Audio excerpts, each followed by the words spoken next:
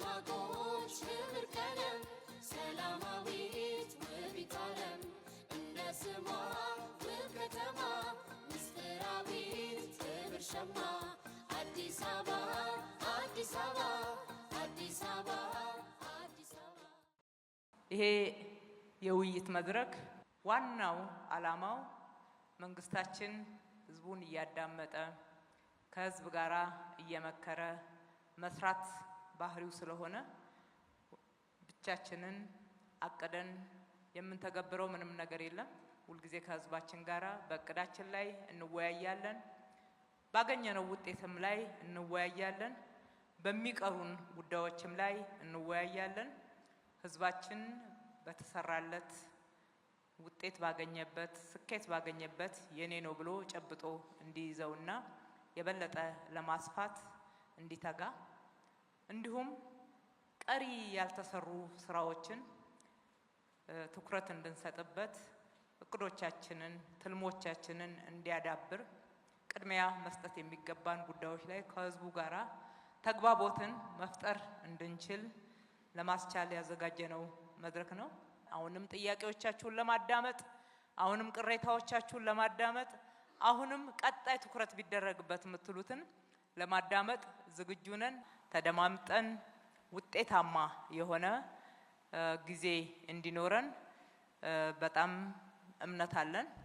የጉባ ብስራቶች የመደመር መንግስት ትሩፋቶች በሚል መሪ ሐሳብ በሀገር ሁለንተናዊ ለውጥና ቀጣይ ተስፋዎች የጋራ መፍትሄን ማምጣት ላይ ያለመ ህዝባዊ ውይይት በአዲስ አበባ ከተማ በሁሉም ክፍለ ከተሞች ተካሂዷል።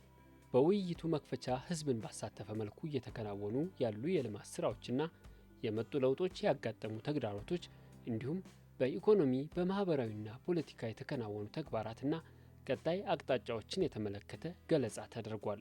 በውይይት መድረኩ ባለፉት የለውጥ ዓመታት በመንግስት የተከናወኑ ሰው ተኮርና ግዙፍ የልማት ፕሮጀክቶች የመዲናዋንና የኢትዮጵያን ብልጽግና መጻኢ ዕድል የተሻለ የሚያደርጉ ስለመሆናቸው በተለይም በትምህርት፣ በጤና፣ በከተማ ግብርና፣ በስራ ዕድል ፈጠራ፣ በሌማት ትሩፋት፣ በበጎ ፈቃድ ተግባራት፣ በትራንስፖርት አገልግሎትና በመልካም አስተዳደር የተሰሩ ስራዎችና ቀጣይ ትኩረት የሚሹ ጉዳዮች ውይይት ከተደረገባቸው አንኳር ጉዳዮች ተጠቃሾች ናቸው። ሀገራችን በብዙ መንገድ የእድገት ጎዳና ውስጥ ገብታለች። ለውጦች እየተመዘገቡ ነው። ከተማችን አዲስ አበባ ብቻ ሳይሆን ሀገር አቀፍ ለውጦቹ እጅግ ትልቅ ክብር የሚሰጣቸው ናቸው።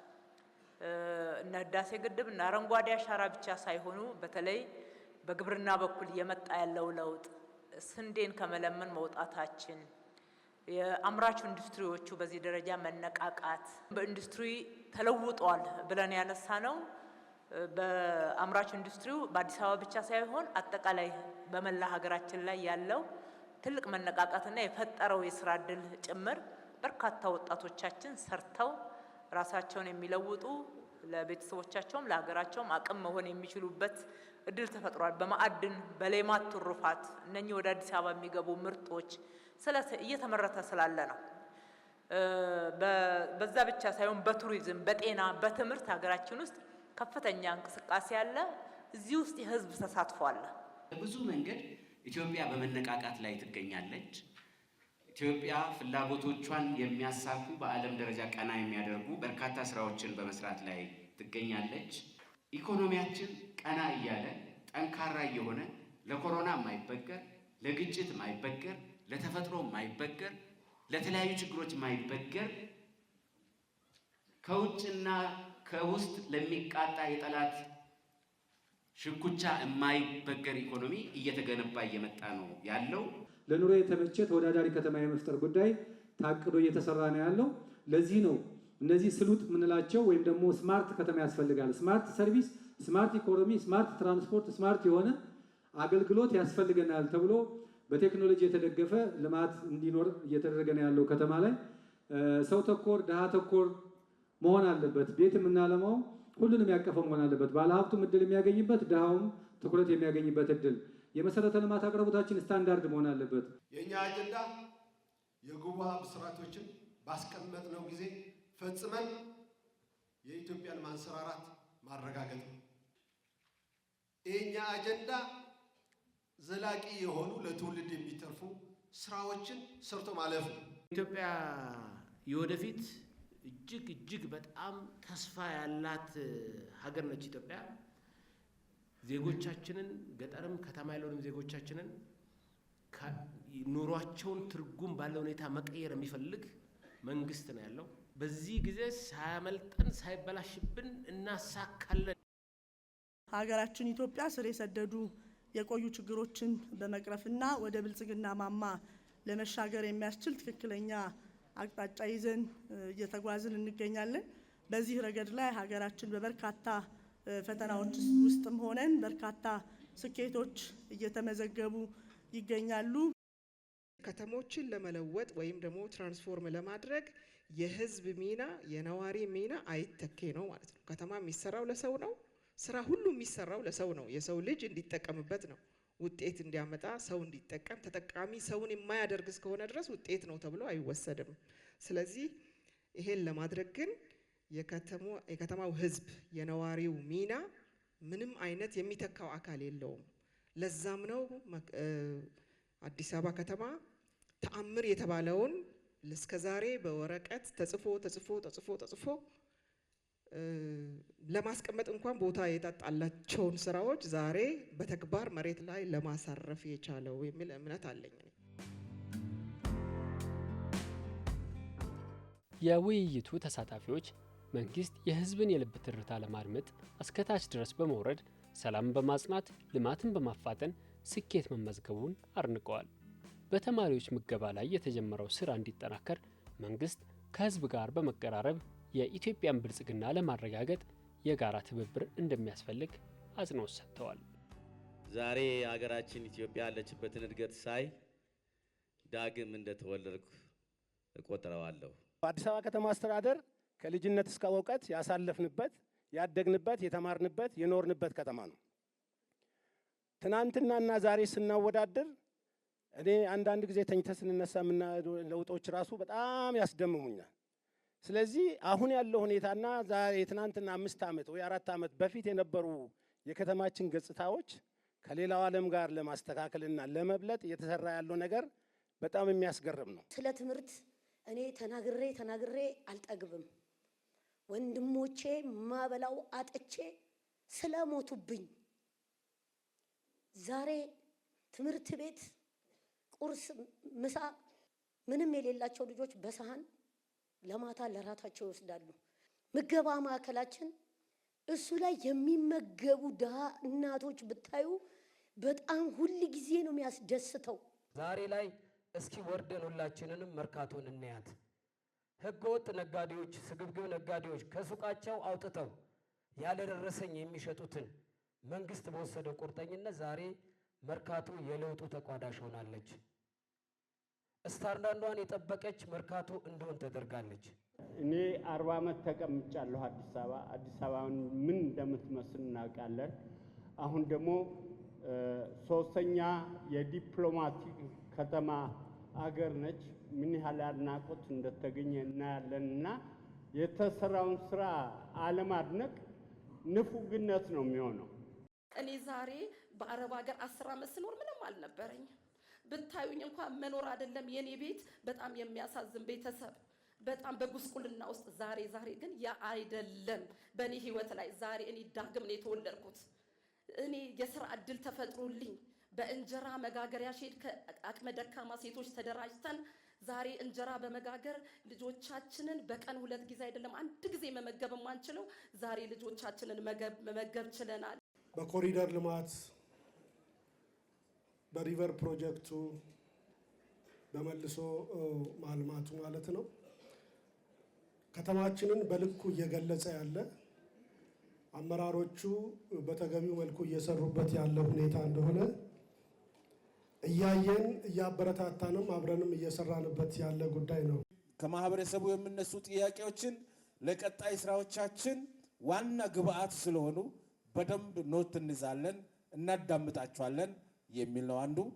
ሁለተኛው ማዳመጥ ብቻ ሳይሆን አዲስ አበባ ላይ እየተሰራ ያሉ ስራዎች የማህበረሰቡ ተሳትፎ ያልተለያቸው ስለሆኑ በተደራጀ መልኩ ህዝቡን የማሳተፍ ስራችንንም በዚሁ መድረክ እናጠናክራለን። በሶስተኛ ደረጃ ደግሞ የጀመርነውን የመግባባት ዲሞክራሲ ኢትዮጵያዊ የመግባባት ዲሞክራሲ ባህላችንን እናሳድጋለን።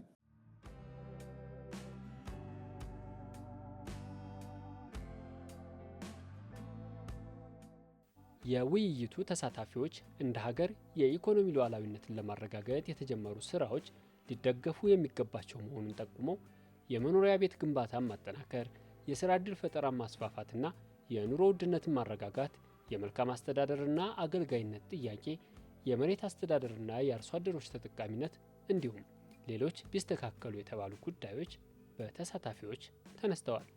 በመንግስት የተጀመሩ የለውጥ ስራዎች በተጠናከረ መልኩ ሊቀጥሉ እንደሚገባ የጠየቁት ተሳታፊዎች በመንገድ መሰረተ ልማት ላይ የሚስተዋሉ ክፍተቶችን አፋጣኝ ምላሽ መስጠት እንደሚያስፈልግ፣ የጤና አገልግሎትና የኮሪደር ልማት ተደራሽነት በቀጣይ ትኩረት ሊሰጣቸው እንደሚገባ ጠቁመዋል።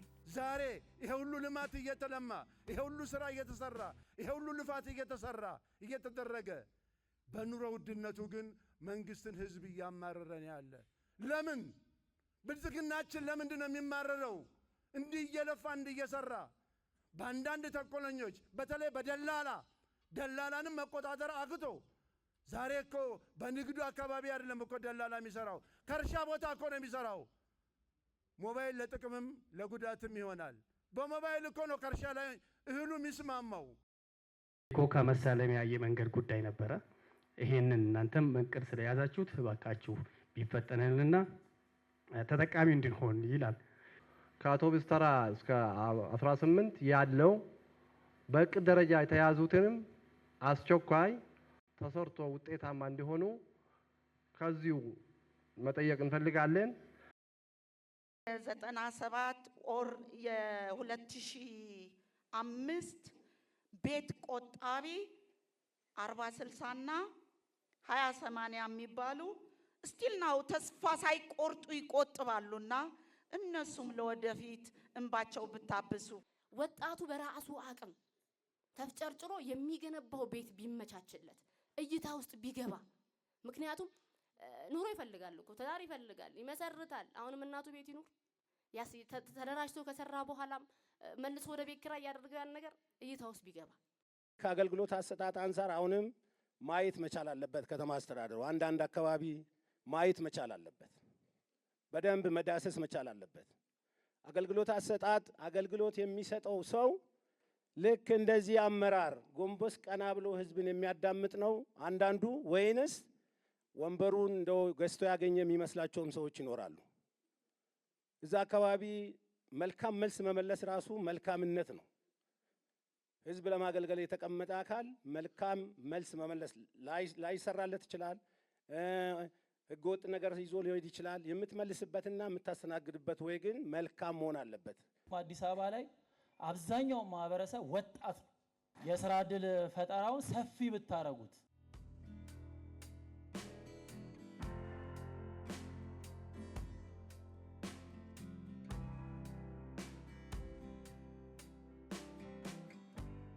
የሀገር ውስጥ የስራ ዕድል ፈጠራ ስራ በየአመቱ እየጨመረ ነው የመጣው። ማርካት ግን ላይ ተጨማሪ ስራ ይጠይቃል፣ ስራም ይፈልጋል። ቅድም እንደሚነሳው ባለሀብቱም ይሄን ኦፖርቹኒቲ ማስፋት ላይ መበርታት አለበት። በራሳቸው ስራ ለመፍጠር የተዘጋጁ ወጣቶችን ደግሞ ምህዳሩን ብቻ አድርገን ማነቆ ፈተን ወደ ስራ ማስገባት አለብን። በአማካይ ግን በየአመቱ እየተፈጠረ ያለው የስራ ዕድል በጣም ትልቅ ነው። አውቶቡስ ተራ መሳለሚያ 18 ድረስ ያለው በእርግጠኝነት ሳምንት 2 ሳምንት በኋላ ወደ ተግባር ይገባል። የሰነድ ስራው አልቋል። አንዳንድ መፈታት የነበረባቸው ጉዳዮች ተፈተዋል። በአጭር ጊዜ ውስጥ ወደ ተግባር ይገባል። የምታዩት ነው። ከመሳለሚያ ኮካ የሚወስደው የተወሰነ የዲዛይን ማስተካከያ ስራ ይፈልጋል።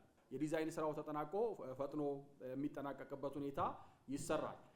ትልቁ የፖሊሲ ለውጥ የምንለው በፊት ቤት ገንብቶ የማስተላለፍ ብቸኛ ኃላፊነት የከተማ አስተዳደሩ ነበር። አሁን ግን ሁሉንም አቅም ለመጠቀም ግን የቤት አቅርቦቱን ለማሳደግ የሚያስችል የተለያዩ ተዋናዮችን ማካተት ተችሏል። ስለዚህ የቤት ባለቤትነት በእነዚህ አግባብ ሙሉ ይፈታል ተብሎ አይደለም፣ ግን የቤት አቅርቦቱን በማሳደግ አሁን እያጋጠመ ያለው ከቤት ክራይ ከአቅርቦት ችግር ጋር የነበረውን ለመፍታት የሚያስችል ከዛም አልፎ እኮ ቤትም በኢንዱስትሪ ማምረት የሚያስችል በጅምር ደረጃ በከተማችን ውስጥ ለመጀመሪያ ጊዜ ስራ የጀመረበት አግባብ አለ። ስለዚህ እኛ ማድረግ ያለብን ከተማ አስተዳደሩ እነዚህን አማራጮች ተጠቅሞ ቤት ተደራሽ ማድረጉን አቅርቦቱን ማሳደግ አለበት። በሌላ በኩል ደግሞ የቤት ተጠቃሚነትን ከማረጋገጥ አንጻር እኛም ገቢያችንን የሚያሳደግ በስራዎች ላይ በሚገኙ እድሎች ሁሉ ተጠቅሞ የራስን ገቢ ማሳደግ ይጠይቃል ማለት ነው። ይሄን ማድረግ ከተቻለ በየትኛውም አግባብ በቀጥታ ቤት ባለቤት ባንሆንም ከፍለን መኖር የምንችልበት እድል እየተፈጠረ ስለሆነ እሱን እድል መጠቀም ተገቢ ነው ብዬ አስባለሁ። ልማት ሁላችን ጋር እስኪደርስ እንዴ በጣም ገና እኮ ነው። ሁላችንም እጃችን እሳት ውስጥ ጨምረን የግል ባለሀብቱም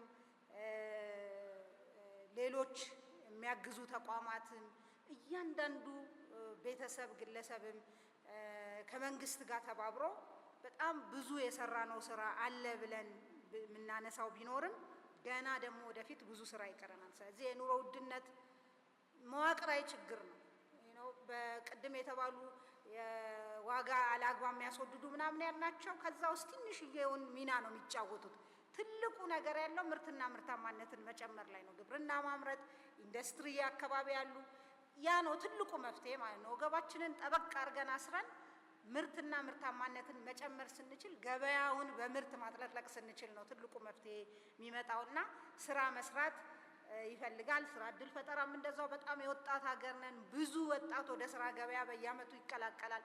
ያንን ወጣት መሸከም የሚችል ኢኮኖሚ መገንባት መቻል አለብን። ከአመራር አንጻር ያነሳችሁት በየደረጃ ያለው አመራር በትጋት 7/24 የሚሰራ ህዝቡን የሚያዳምጥ ከህዝቡ ጋር የሚሰራና ልማቱን የሚያረጋግጥ እንደሆነ አንስታችኋል። በዛው ልክ ደግሞ ጉድለት ያለባቸው ጥቂት አመራሮች አሉ በሚል ያነሳችሁት አለ። ይሄንን እንግዲህ አመራር የሚቀዳው ከህዝቡ ነው። ሁሉም እኩልና የተመጣጠነ አቅም እና አፈጻጸም ስነ ምግባር አለው ብለን አናምንም። ጉድለት ባለባቸው ቦታዎች ደግሞ በሪፖርቱ ሲቀርብ እንደሰማችሁት ጠንከር ያሉ ፖለቲካዊም አስተዳደራዊም ህጋዊ እርምጃዎችም እየወሰድን ነው የመጣ ነው። ይሄ ተጠናክሮ ይቀጥላል። የተቋም ግንባታ ቀልጣፋ አገልግሎት እንዲሰጥና የህዝብን እርካታ በሚያረጋግጥ መንገድ ዘርፈ ብዙ ስራዎች እየተሰሩ ነው ያሉት። የአንድ ማዕከል የመሶብ አገልግሎት ሁሉም ክልሎች በክፍለ ከተማ ደረጃ በከተማ ደረጃ ተጀምሮ እየተሰራ ነው ያለው። የኑሮ ውድነት፣ የዋጋ ንረት የመሳሰሉ በርካታ ችግሮች አሉብን። እንደሚታወቁት የአቅርቦት ችግሮች አሉብን። እንደሚታወቁት ቁጥር ስፍር የላቸውም። እነዚህን ጉዳዮች ለመመለስ ዋናው መፍትሄ ምን ላይ ማተኮር አለብን የሚለው ምርታማነት ነው፣ አቅርቦት ነው ብሎ ወስኖ በተሰራው ስራ እንደ ሀገርም እንደ አዲስ አበባ ከተማ መረጃው እንደቀረበላችሁና እንደምታውቁት ሁሉ የተወሰደው እርምጃ በጣም የሚገርም ነው። ነገር ግን አሁንም ደግሞ የሚቀጥሉ ችግሮችን ሲታነሱ እንደነበረ ከመስራት ብልጽግና የመንግስታችን ወደ ኋላ እንደማይል የከተማ አስተዳደራችን እንደምታውቁት 4/7 ነው የሚሰራው። ከቤት ችግር አንጻር አሁን እንዳላችሁት ነው የቤት ችግር አለ። ቅድም እንደተናገር ነው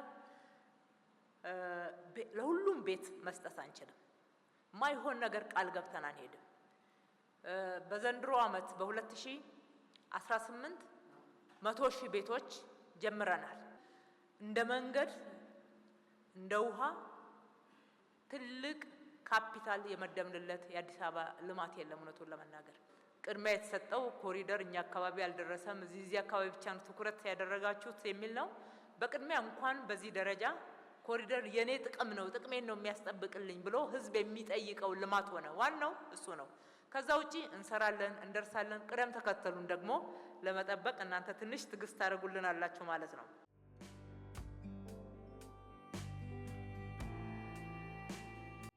በውይይቱ ማጠቃለያ እንደ ሀገርም ሆነ በከተማዋ እየተከናወኑ ያሉ የልማት ስራዎች የከተማዋን ገጽታ የቀየሩ፣ የነዋሪዎችን ተጠቃሚነት እያረጋገጡ ያሉ መሆናቸውም ተገልጿል። በመዲናዋ ነዋሪዎች የተነሱ የልማትና የመልካም አስተዳደር ጥያቄዎች ህዝብን ባሳተፈ አሰራር ቀጣይነት ላለው እድገት በትኩረት እንደሚሰራ አረጋግጠዋል። አሁን የተጀመሩትን ልማቶች በፍጥነት በሁሉም ወረዳና ክፍለ ከተማዎች ማዳረስ እንዳለበት መንግስትም ፓርቲም ያምናል። ከተማ አስተዳደሩን ደግሞ ይሄን ገቢራዊ ለማድረግ አቅዶ እየሰራ ነው።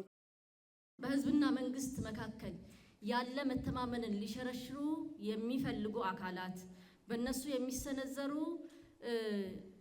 ያልተገቡ የሰዎችን ስሜት የሚኮረኩሩ ሀሳቦች በሚዛናቸው ማየትና ችግሮቹን በደረጃ እየፈታን መሄድ አስፈላጊነትን በዚህ መድረክ ሪኮግናይዝ ማድረግ ፈልጋለሁ። የብልጽግና መንግስት ትልቁ እይታው ህብረተሰቡን ማዳመጥ፣ ህብረተሰቡ ጋር የሚነሱ ጉዳዮችን ፈጥኖ ወደ እቅድ እያስገቡ ችግሮችን እየፈቱ መሄድ፣ ችግር እየፈቱ ብቻ መቆም ሳይሆን ግን አዳዲስ ደግሞ ህብረተሰቡን አንድ ላይ የሚያቆሙና ለሀገር ብልጽግና የሚሆኑ አዳዲስ ራዕዮችን ደግሞ እየነደፉ ወደፊት መራመድ የሚለው መርሁ ተግባራዊ በማድረግ ረገድ በአንድ በኩል በየደረጃው ያለው መዋቅር ከህብረተሰቡ ጋር ውይይት እያደረገ ነው የመጣው። የተነሱ ነጥቦች በሙሉ ይዘናቸው ዛሬ መፍታት የሚቻሉት ዛሬ ይፈታሉ፣ ነገ ሊፈቱ የሚችሉት ነገ ይፈታሉ፣ የዛሬ ዓመት የሚፈልጉት ጊዜ የሚፈልጉት ደግሞ ጊዜ ፈልገው ይፈታሉ። መፈታት የማይችሉት ደግሞ መልሰን በዚህ ምክንያት እነዚህ ጉዳዮችን መፍታት አልቻልንም፣ ይሄው ተረዱን የምንልበት ነው። ተደባብቀን የምንኖርበት አይደለም ማለት ነው። ሀገር ማሸጋገር አለብን። ይሄን ሀገር ለማሸጋገር ደግሞ ከህዝባችን ጋር ካልሆን ከቶኑ የሚሳካ አይደለም የሚለው እሳቤ በደንብ ሊጨበጥ የሚገባው ጉዳይ ነው። ህርማችን ሩቅ ነው። ኢትዮጵያ የወደፊት እጅግ በጣም ተስፋ ያላት ሀገር ነች። ኢትዮጵያ ዜጎቻችንን ገጠርም ከተማ ያለውንም ዜጎቻችንን ኑሯቸውን ትርጉም ባለው ሁኔታ መቀየር የሚፈልግ መንግስት ነው ያለው። የተሰሩ ስራዎች አሉ፣ የተሻገርናቸው ብዙ ጉዳዮች አሉ።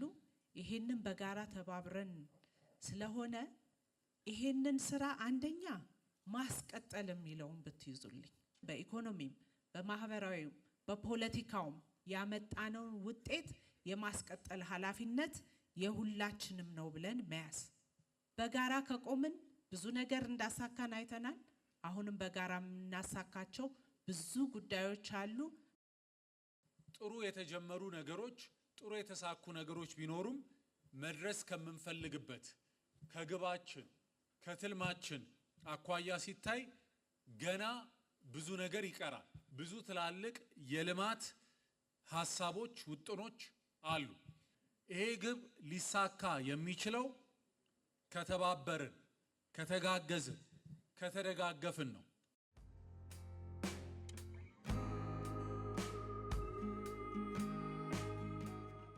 በህዝባዊ የውይይት መድረኩ ከሁሉም የህብረተሰብ ክፍሎች የተውጣጡ ነዋሪዎች የተሳተፉ ሲሆን የሁሉም ክፍለ ከተማ ዋና ስራ አስፈጻሚን ጨምሮ ሌሎች ከፍተኛና መካከለኛ የስራ ኃላፊዎች ተሳትፈዋል።